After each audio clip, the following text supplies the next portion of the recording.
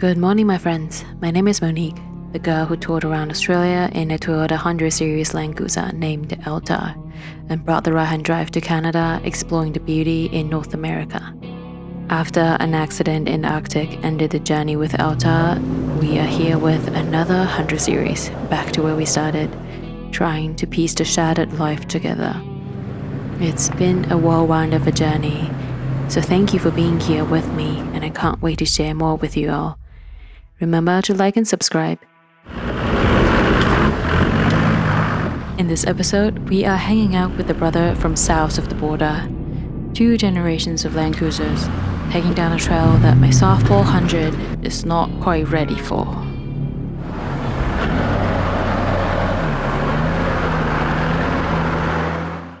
We are going camping, and I'm not driving. Hey.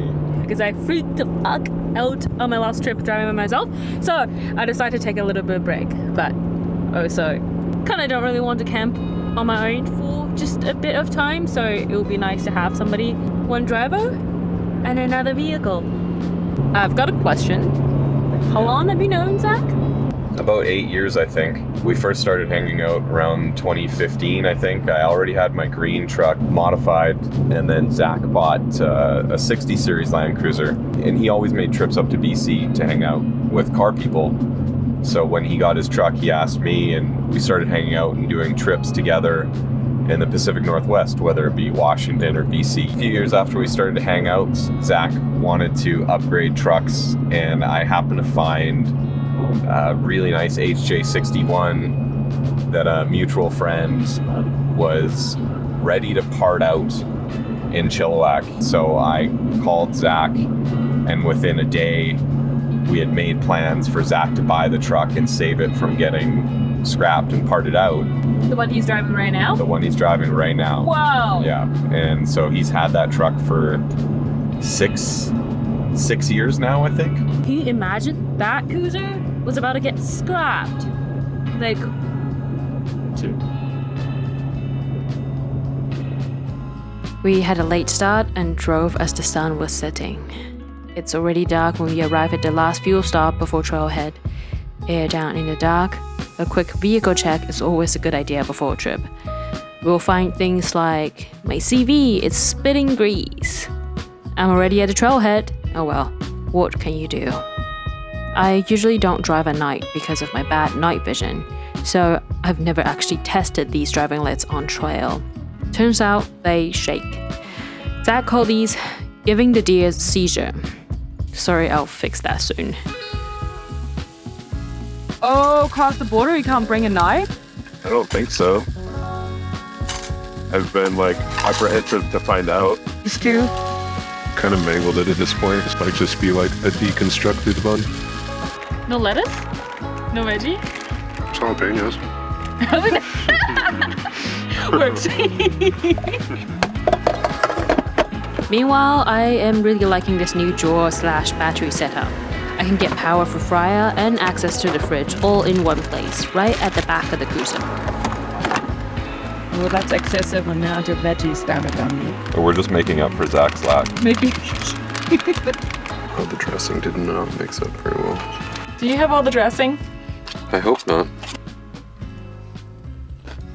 Vegetables. I got dressing. It is a cold morning. A layer of condensation coated the inside of the tent. Can't believe summer's already leaving us. The boys are already up. We have a long way ahead of us, so better fill up our stomach before we go. Breakfast burrito.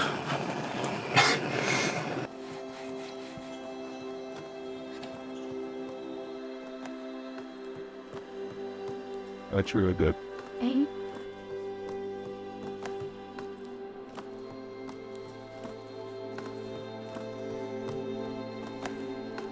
Ever since I embraced this outdoor lifestyle, the days of hose bag is kind of behind me now. I've been trying different types of bag because I love yoga pants, but there's no pockets and it's difficult to put small items like my phone around me. I also want to kind of free my hands. I've tried those tiny little backpack thing. They work nice. They free my hands, but it's annoying when you constantly get in and out of the car. They need to get out of you every time when you get in because it's behind your back. So I've been using a lot of these fanny packs. They free my hand and I can just wear them when I'm driving because it sits in front of me and out of the way from my arms. My favorite waterproof shoe brand, Vessi, they come in with this cute little belt bag. It's got a front flat pocket where I store tissue papers from coffee shops. Zipper pocket in the back where I put some Band-Aid, alcohol wipes, kind of simple first aid things. In the main compartment, you have many small pockets to keep small items separately. And a key tag, so you never lose your key. Waterproof coated zipper, so your things inside will be dry. The zipper goes both ways, so you can open and close from any direction. I don't even wear them as a belt bag, just pull the adjustable strap and you get a crossbody. The tag reads, Shoreline Belt Bag? How do you say this? Sac de ceinture Shoreline. The Shoreline Belt Bag helps you carry what you need so you can do more of what you love. La sac de ceinture Shoreline vous permet d'apporter ce dont vous avez besoin afin de profiter davantage des activités que vous aimez. En français, c'est pas très bon. Yo, it feels like soft and fuzzy. You think this is gonna be waterproof? No. No? You wanna bet? Sure. You try? I'm kinda doubting too. What? Yeah? You want one now? Yeah? Vessi.com/Overland Lady. What's that? It's where you can get it for 15% off. Use the code Overland Lady. Okay, sweet. Oh, you got a jacket too? Yeah. Saw it on their website, and I wanted to get the terrain jacket too. Maybe at least take the tag off. I know it says 100% waterproof, but you know it's waterproof. Yeah, I know. Yeah, I love this one too. It's fleece lined, super warm, perfect for cold rainy days or just cold camp night and early mornings like right now. Relaxed shoulder fit to allow full range of motion. And did I mention it's waterproof? I mean, it's Vessi, how can it not be waterproof? Using the same Dymatex material like the popular waterproof shoes, casual fit so you can wear them all the time, always ready for rain and puddles. Super versatile. Vessi is not just a shoe anymore, it's a lifestyle. And a jacket and a bag. You can get yours for 15% off at vessi.com/Overland Lady and use the code Overland Lady.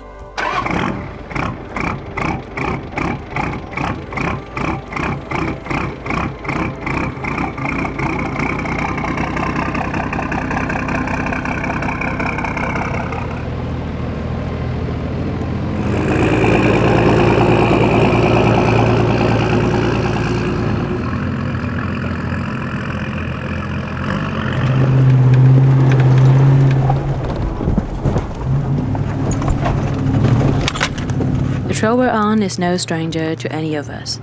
We each have gone through the entire loop, though never with this new 100 series where I have now.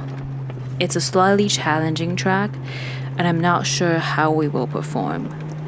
Zach and Eric had been here together a few times pre-COVID. That's over 4 years ago now. Back then, Eric still had his very capable 80 series.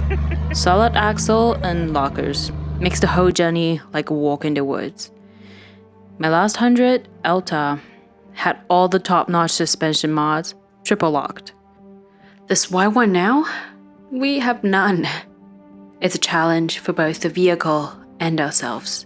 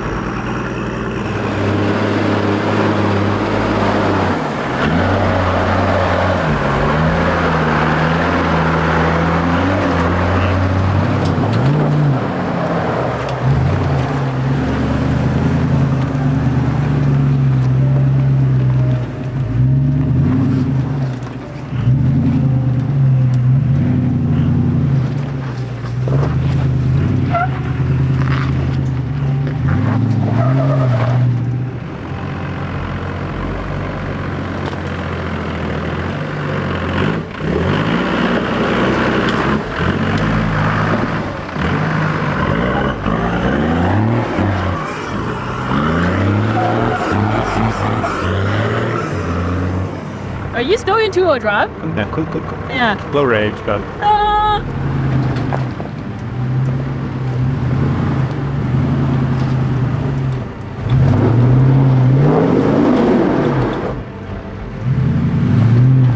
IFS and OpenDiv, we are definitely struggling a bit. Just wait till you see Zach.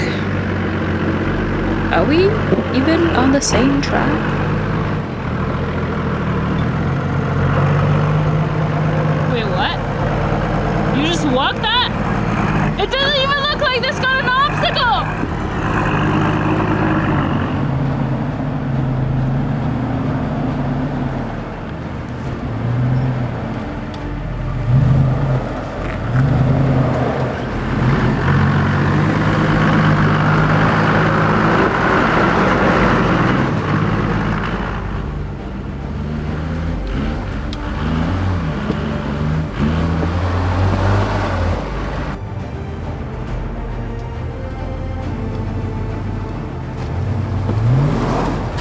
Watching the wheels spin and knowing there's not much you can do without a flick of a switch to turn on the locker, we reposition, ready for a skinny pedal run.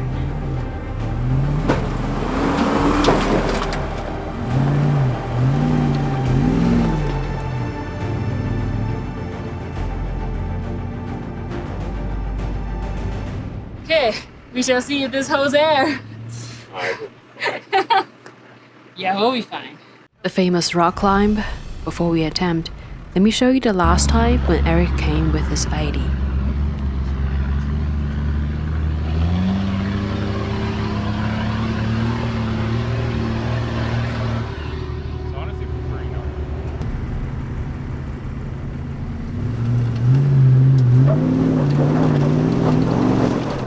And here we are, open diff, no grip, watching a vehicle sitting at this angle.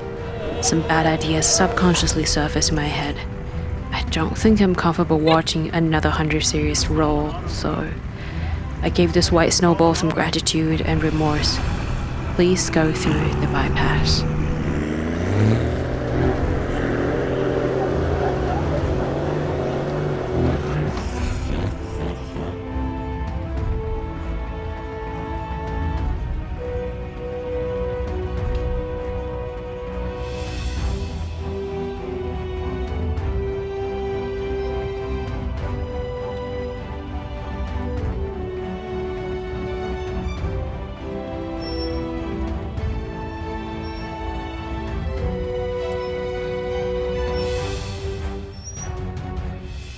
Then it was miles and miles of low-range crawl just like this. Over the years, the track had corroded and washed away by rain and snowmelt. We all feel that the condition is worse than any of us had experienced, especially compared to pre-COVID. Sure, being in this ill-equipped cruiser doesn't help.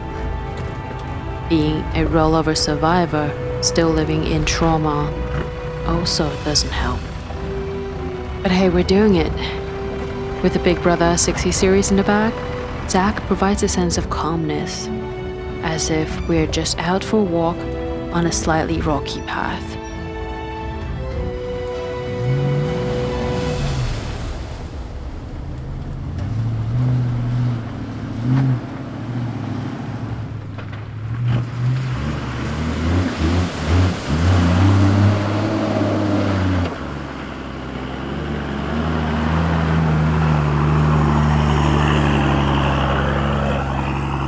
If there is one lesson to learn, know your limit and stop when you don't feel comfortable. Do not push yourself. From my last video, there was actually one comment that kind of light up a bit of a light bulb moment in my head. It's like one day, this sort of attitude could potentially kill me. And I'm sure I myself and you guys do not want to see that. So there are some taming down work need to be done on my end, and we're both learning. A short break to inspect the damage. Reverse camera just barely hanging on. Shocks are really, really hot. One of the sleeves fell off. Monotube, what do you expect?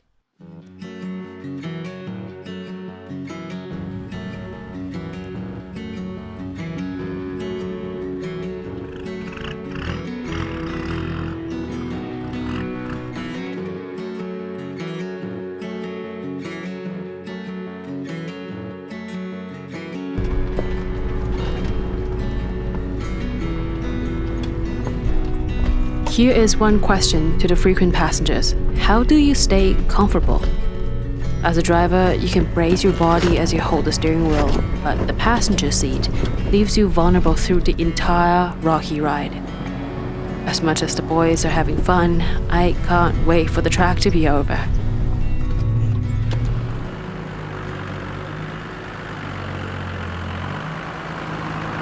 Finally, we're getting closer to camp. So excited. Can't wait to get out of this. Yeah, my whole body is tense. I can't wait to just have a cold beer and sit back and relax. Grab a cold one. Or 5. Or 10. Or 10. Do you even have that many? Yeah, I think so. Okay. 10 it is.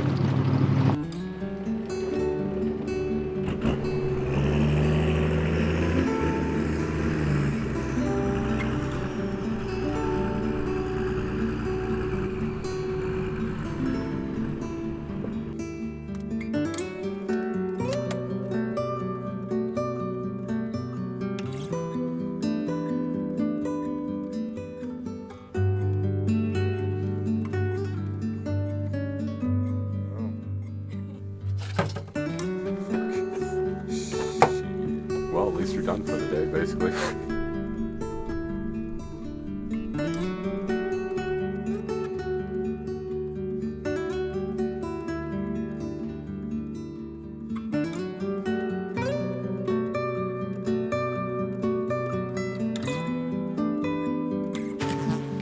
I'm absolute king of like camping junk food meals.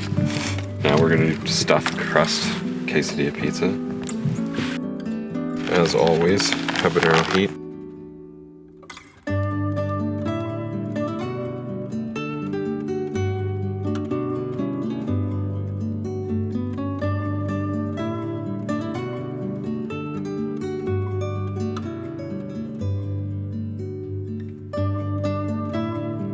Over the years, people move away, and the friends that we used to hang out with are no longer close by.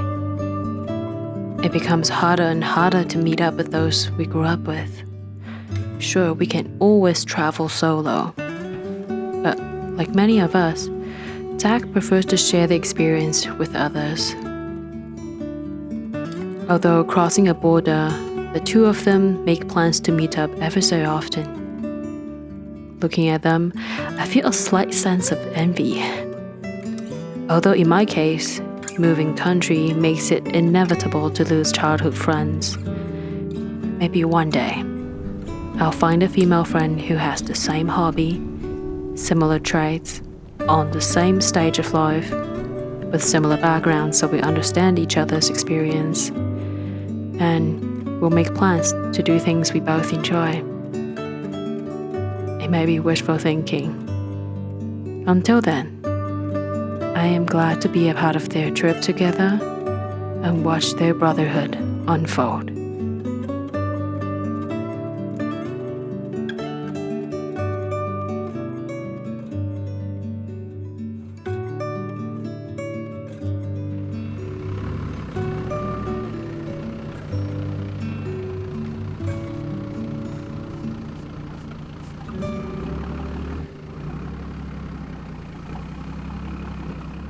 Well, I guess someone liked my shoelaces more than I did. Did some animal just came up and ate it? Yeah, it was a leftover. I think I need some new shoelaces. Good thing I kind of don't need them. Yeah. And they left some poop on my roof too.